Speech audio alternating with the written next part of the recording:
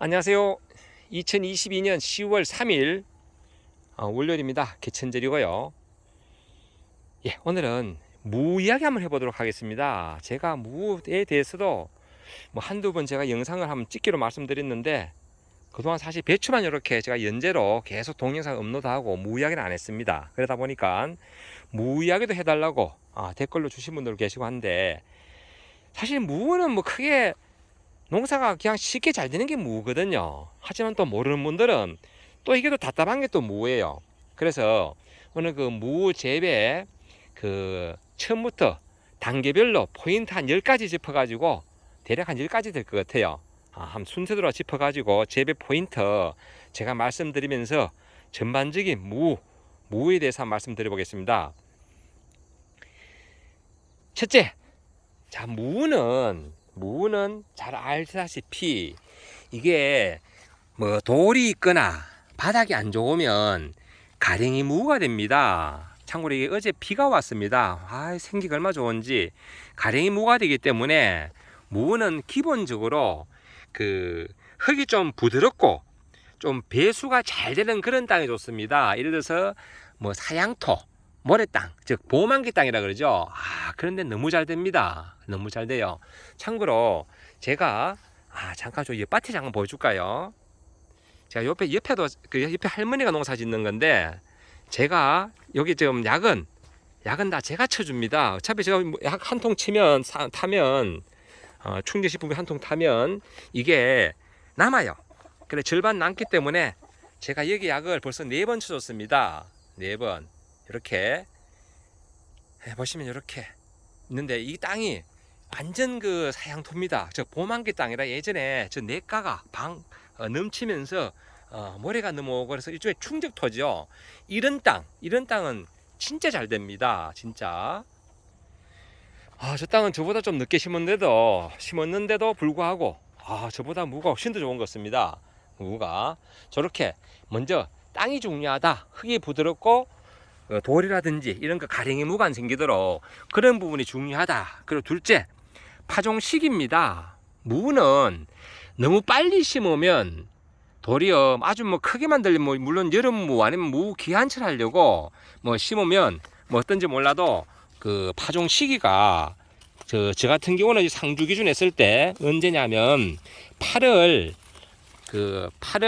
여기는 8월 하순, 즉 8월 한 25일부터 한 8월 말까지 그 정도 시기에 심어주면 좋다라는 말씀을 드려봅니다. 8월 하순 정도.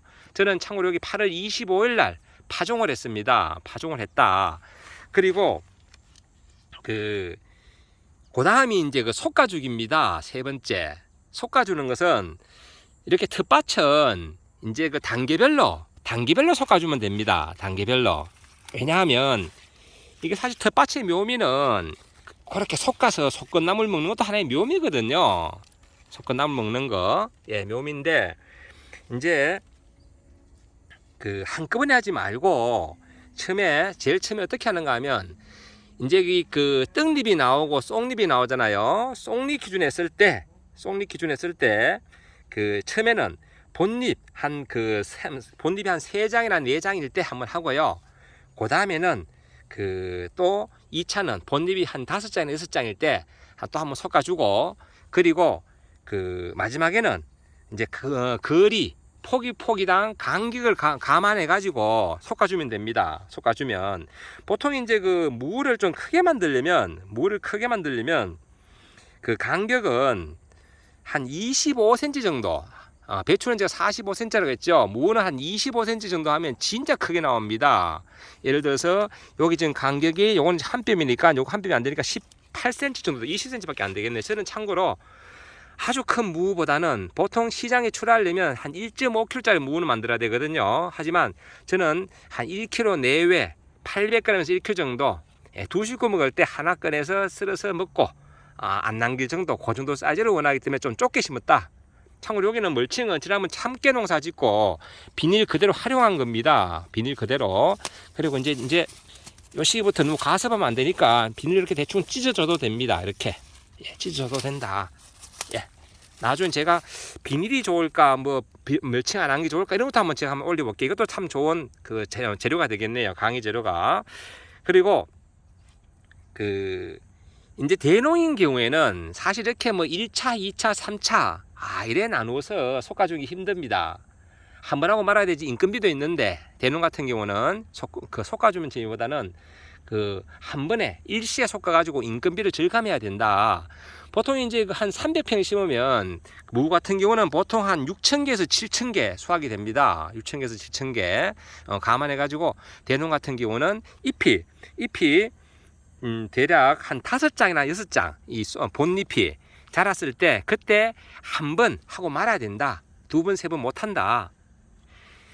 이제 그때는 거리 감안하고 하셔야 되고 솎아줄 때는 튼실하고 그 평균적으로 같은 거 갑자기 너무 뭐 아주 웃자랐거나 뭐 모양이 이상하거나 색깔이 이상하거나 굽었거나 이런 것들은 놔두고 참 그런 걸 먼저 뽑아주고 보통 그 일률적인 그런 무를 만들어야 되기 때문에 평균적인 것들을 놔두시면 되겠습니다. 평균적인 것들 아주 웃자는 것도 뽑는 게 맞아요. 솎아줄 때는. 그리고 그 다음은 역시나 병해충 방제입니다.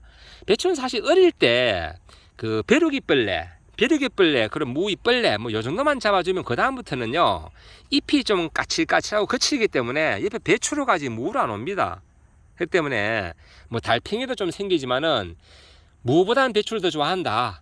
무보다 차라리 이 무는 누가 좋아하느냐? 고라니가 좋아한다. 고라니만 막으면 실제 병해충은 크게 없다. 처음 어릴 때만 그 배추 벼룩 잎벌레 이런 거 좀 주의해서 잡아주면 된다 라는 말씀을 드리고, 역시나 그 바닥에는 토양살충제 뿌려 주셔야 됩니다. 그래야지 그 무잎벌레 벼룩 잎벌레 이런 부분들을 잡아줄 수 있다 라는 말씀을 드리고, 배추약 치실 때 뭐 한두 번 뿌려주시면 됩니다. 그리고 이게 나중에 이 무청을 활용할 거잖아요. 무청. 그래서 후기에는 되도록이면 무에는 약을 안 치는 것이 좋다. 저도 무청을 좋아하기 때문에 요 무청 요거 이쁘게 가꿀 생각입니다. 그리고 참고로 무청 말릴 때는 햇빛보다는 그늘에 말리는 것이 좋다라는 말씀 곁들여 드리고, 그 다음에 이제 비료주기입니다. 이게 중요한데요. 배추는 밑거름만 잘하면 사실 웃거름할 필요가 없습니다. 웃거름할 필요가 이제 밑거름이 좀 약하다 그러면 웃거름을 요수라든지 복합을 살짝 하시면 되는데 그 이제 이렇게 복잡하다 그럴 때는 연민시비 하셔도 됩니다. 그리고 밑거름에 가장 중요한 게 뭐냐? 석회하고 칼슘입니다.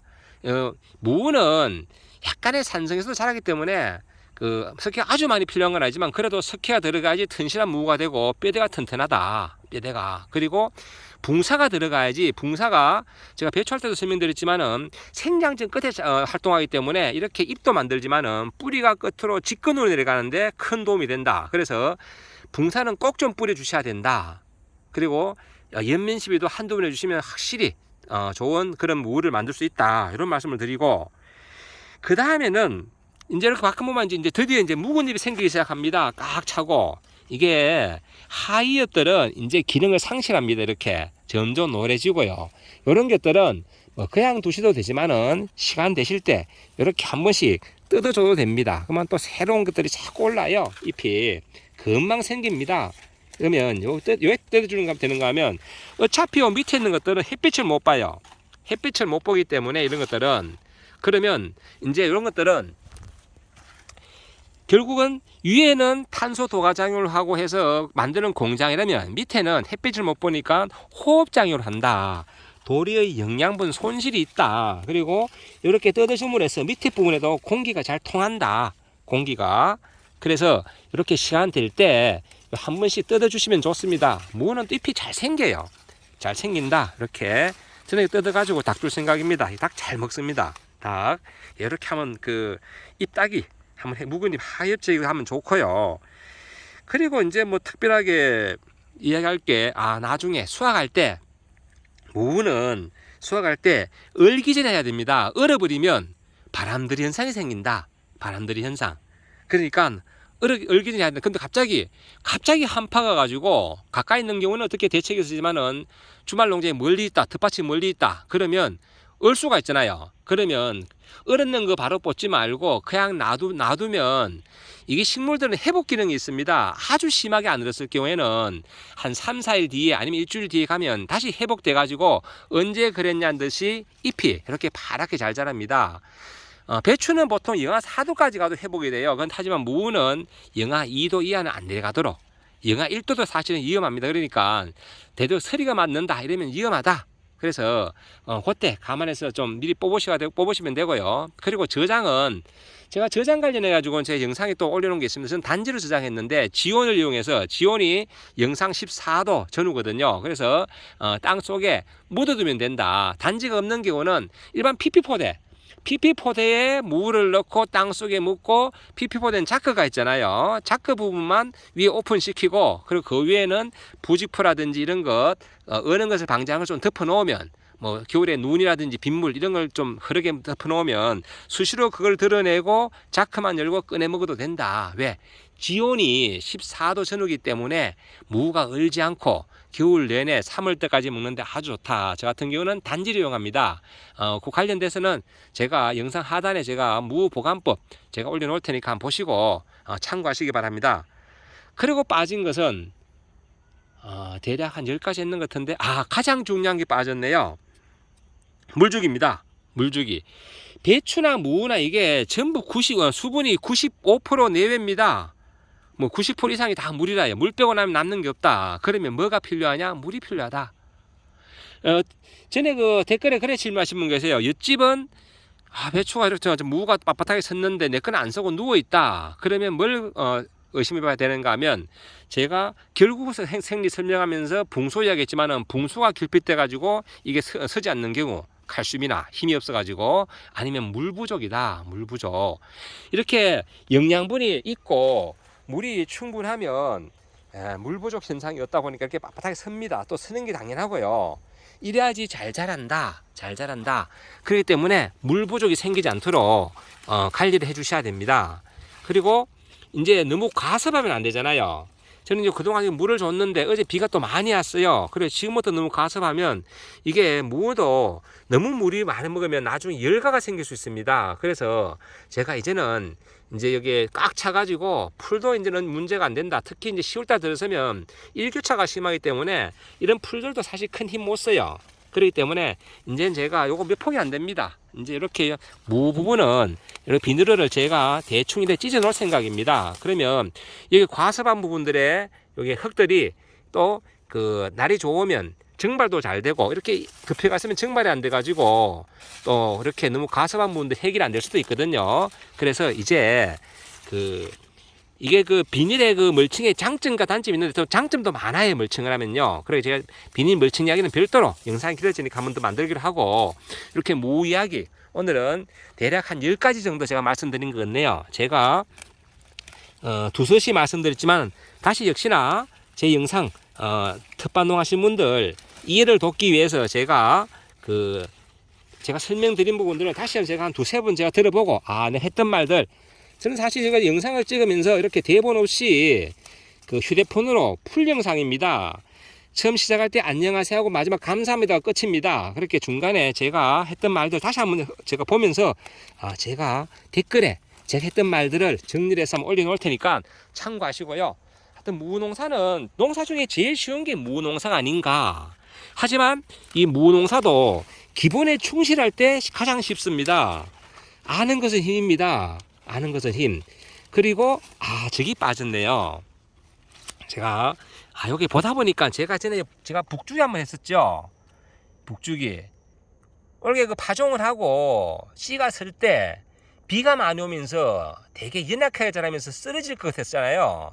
그래서 제가 그때 또 태풍도 감안해서 제가 올린 영상이 있습니다. 그때 제가 북주기를 했다. 북주기를 하면 무가 똑바로 큽니다. 굽은 무가 안 나오고, 그리고 바람에도 흔들리지 않고 이렇게 튼실하게 자란다. 배추는 무는 배추도 마찬가지예요. 처음에 북주기 해주면 저렇게 똑바로 서거든요. 무도 처음에 한 번은 북주기를 해주셔야 됩니다. 특히 이렇게 비닐 멀칭 하지 않은 경우는 이제 그때는 그 북주기 하면서 또 제초 작업도 같이 하시면 좋습니다. 제초 작업. 그러니까 요 무 키우실 때 북주기도 대단히 중요하다. 한번 하는 거 똑바로 써야 되거든요. 우리가 그 가정교육 할 때 아이들 공부시킬 때도 바른 길 가라고 말씀했듯이 이 자세 대단히 중요합니다. 무도 자세가 반듯해야지 잘 자란다. 잘 자란다. 역시나 마찬가지로 옆에 당근도 제가 지난번 북주기 하는 거 한번 보여드렸죠. 예, 북주기를 해주므로 해서 이렇게 당근도 이렇게 예뻐장하게 똑 봐도 직립해 가지고 잘 자랍니다. 이렇게 직립해서 특히 그 당근도 그 뿌리 작물이니까 무엇이 중요하다? 종합적으로 중요하지만 물론 그 중에서 붕사 중요하다라는 말씀 거듭드리면서 오늘 이렇게 제가 우리 구독자님들 요청에 따라 가지고 제가 오늘 무 이야기 한번 해봤습니다. 무 이야기. 그리고 무 관련해서 뭐 궁금하신 것 아니면 다른 것도 좋습니다. 혹시 궁금하신 것 있으면 댓글로 질문 주시면 제가 성심성의껏 댓글 다 달겠습니다. 그래 하시고요. 예, 오늘도 좋은 날 되시고 건강하시고 이 영상을 보시는 모든 분들의 하루하루가 늘 행복했으면 좋겠습니다. 감사합니다. 아이고요, 잠깐 요렇게 하이엽을 좀 떼니까 이렇게 예쁘네요. 예, 좋은 날 되십시오. 예, 무도 역시나 이렇게 잎에 광합성 작용을 많이 해야 된다. 중요합니다. 그리고 여기도 지금 잎이 조금 그런기가 부족한 것 같네요. 그래서 제가 오늘은 비가 올 것 같고 해서 연민시비 조만간에 한번 할 것 같습니다. 이렇게 연맥간에 황하고 오는 것은 고토결핍 우려가 있습니다. 고토결핍. 질소질이 좀 부족하거나 특히 고토가 결핍됐을 때는 이렇게 연맥간에 약간 황하고 옵니다. 이렇게 무에 약간 그런 기가 부족해서 조만간 제가 연민시비를 할 계획입니다. 그러니까 아시기 바랍니다.